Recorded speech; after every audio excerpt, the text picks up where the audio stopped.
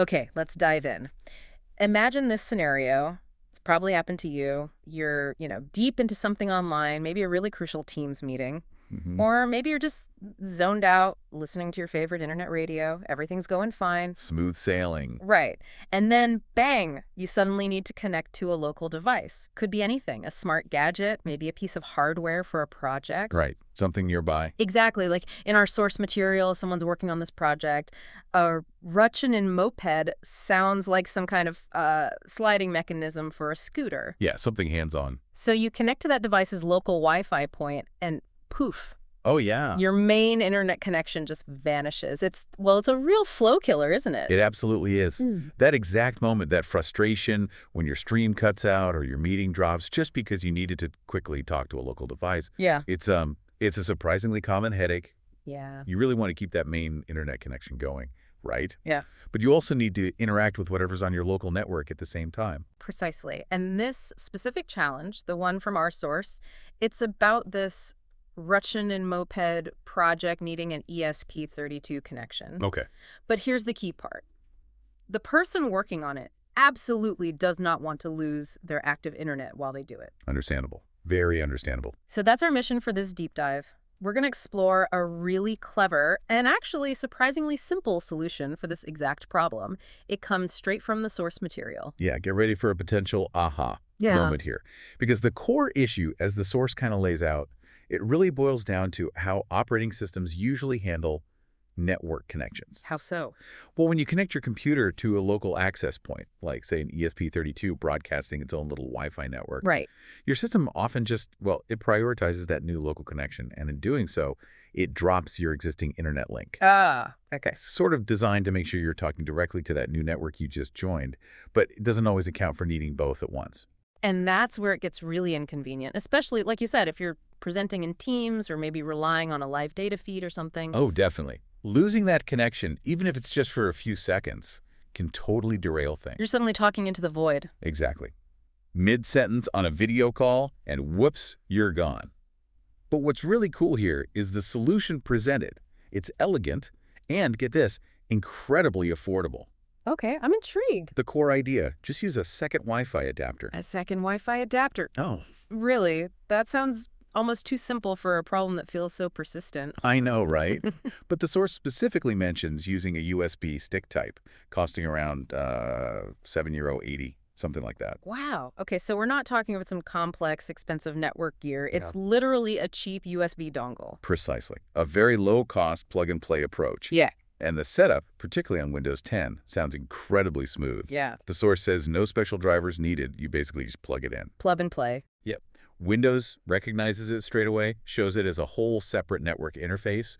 That ease of setup is huge, right? It removes that barrier for people who, dread messing with driver installs and complex configurations. Definitely. Okay, so let's walk through how this dual setup actually works then. You've got your main Wi-Fi, your built-in one perhaps. Let's call it WLAN 1. Right, connected to your home router, giving you internet. That one's happy. Then you plug in this little USB stick, Mhm. and boom, Windows gives you a WLAN 2 option in your network list. And this is where it gets good. You then take WLAN 2 and connect that one to your local device's access point. So in the example, that would be the SD32 PWD network. Exactly. And the really neat part is WLAN 1, your original connection, just keeps humming along, providing your internet access. It's completely undisturbed. While WLAN 2 is now dedicated just to handling that local link to the ESP32 or whatever device. That's the setup. One connection for the wider world, one for the local task. Okay, but now we need to get into the nitty-gritty networking detail that makes this possible, the IP addresses. Ah, yes, the crucial bit. For these two connections to actually live side by side without causing chaos. They need different IP addresses. They absolutely must be in different IP address ranges, different subnets. This separation is totally fundamental for routing to work properly. Okay, explain that a bit more. Well, your main router, the one WLAN 1 is talking to, is probably assigning IP addresses in one range, maybe, 192.168.178 or 8, that's something. Like 192.168.178.1 might be the router itself. Exactly. But then the ESP32, when it acts as an access point for WLAN 2, it creates its own totally separate little network bubble. With its own set of addresses. Right. And it'll hand out an IP address in a completely different range. The source uses the example 192.168.4.x, so your computer might get 192.168.4.4.2 from the ESP32. And the source specifically calls out this kind of difference. You need that separation, like the 192.168.178 network for the internet and the 192.168.4 network for the local device. Precisely. That difference stops your computer getting confused. It knows, okay, internet traffic goes out through the 178 network on WLAN 1. And anything for the 4 network goes through WLAN 2. Exactly. Each connection sticks to its own lane, its own subnet. It allows your machine to route traffic correctly, internet stuff one way, local device stuff the other, simultaneously. No collision, no interruption. That underlying principle is really why the whole simple USB stick trick works so well. It really is. It leverages basic networking concepts in a very practical way. So let's talk about the practical payoff then. What does this actually let you do? Well, picture this. You can open your web browser, type in that ESP32's IP address, maybe 192.168.4.1 or whatever it is, Okay. and instantly you're accessing its local interface. Maybe it's serving up a little web page for control or files. The source mentions connecting with Vordir, which I think means like right in front of you, that directs local interface. Right, you're talking directly to the device. Yep.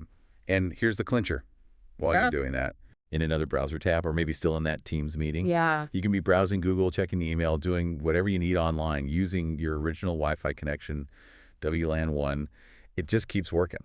That is pretty neat. No more choosing one or the other. It's a complete game changer, honestly, Yeah. especially for anyone who regularly juggles online stuff like work or research with hands-on hardware projects or configuring local devices, maybe even smart home tech. Yeah, I can see that. This setup really allows for that parallel activity, local device interaction, and uninterrupted internet.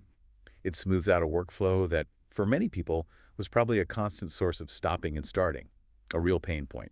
So just to recap the breakthrough here, it's basically taking a super simple, really affordable bit of hardware, that USB Wi-Fi stick, The 8-year wonder. combining it with what Windows 10 can already do, just recognizing multiple adapters. Yep, built right in. And then applying a really crucial but fundamental networking idea, keeping the IP address ranges separate. That IP segmentation is key.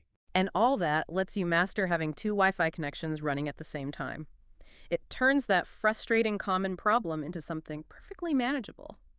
Efficient, even. It really does. And what's compelling, I think, is how this small insight, just understanding a core network principle, unlocks such an elegant fix for a really common digital headache. It shows the power of knowing a little bit about how things actually work under the hood. Absolutely. It's not always about needing complex solutions. Sometimes it's just about applying the basics cleverly. Which leads to a final thought, maybe something for you, the listener, to ponder. Where else could this idea, this principle of segmenting network traffic using simple tools, be useful in your own tech life? Yeah, or perhaps think about other situations where understanding a fundamental tech principle, maybe not just networking, but something else, could unlock a similarly elegant solution to a digital problem that seems complex on the surface. Definitely something to think about as we all navigate this increasingly connected digital world.